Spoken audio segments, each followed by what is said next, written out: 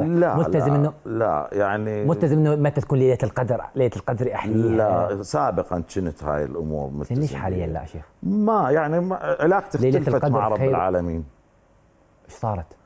قوة قبل كانت قوة ولا علاقة ضعفت؟ علاقة روتينية مبنية على طقوس ومتون وأدعية ومدري شنو. هسه لا، صارت علاقة من نوع فلسفي أكثر، يعني علاقة ليلة القدر خير من 1000 شهر. اي اوكي. متى هي 10 أواخر انا حتى مصليها تطبقها؟ يمكن بحياتي من طفل لحد ما كبرت، يعني مئات المرات، هي مرة واحدة. وهل هذا يكفي؟ اي كافي علي. انا كافي علي. هسه غيري كل من يشوف روحه، بس انا كافي علي مرة واحدة، زايد علي اصلا. يعني ما تخطأ هواي، انت ما محتاج. لا مو قصة ما اخطأ هواي، بس انا ما يعني انا ما اخاف من الله. ليش؟ ما اخاف منه. يعني اكو واحد ما يخاف من رب العالمين؟ انا هذا الشخص اللي قاعد قدامك ما اخاف من الله. هذا رب العالمين. اي هو لان رب العالمين. رب المشرقين انا هو لو بني ادم ما يسوى له فلسين كان خفت منه، بس هو لانه الله ليش اخاف منه؟ يعني المفروض هو عادل وهو رحيم وهو قلبه شديد كبير. العقاب. فهاي شديد العقاب على غيري، انا ما استحق.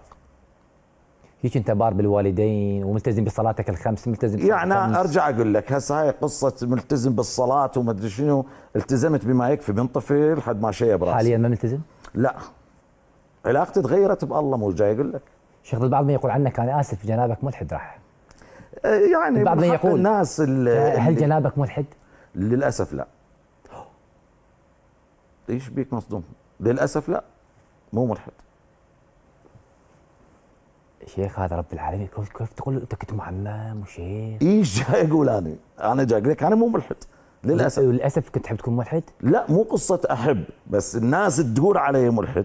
لو كنت ملحد كان طمنتهم الان وقلت لهم انا ملحد، لكن للاسف هذول شيخ ليش اللي يتغير يكون شيخ وملتزم مثل الجنابه، كنت امام وخطيب ولا كتب خرجت هوايه مشايخ، ليش من يتغير يعني يترك امور كثيره؟ على الاقل اوكي تغيرت، لبست افندي والزنجيل حلو برقبتك الذهب وتسمع اغاني احنا وياك، بس ليش للاسف اني مو ملحد؟ انا اي غير مو ملحد، يعني شو اسوي؟ شو تغيرت؟ فدنو ما ملتزم بالصلاه، تقول لي عادي انا ما التزم بالصلاه، وتقول لي ما التزم بليله القدر، يمكن حتى برمضان ما صوم، زين ليش هيك هالتغير؟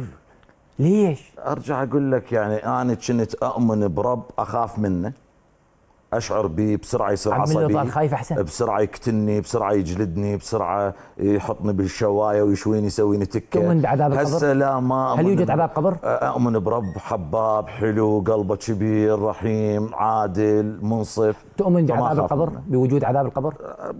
لا. لا تؤمن بوجود عذاب القبر؟ لا.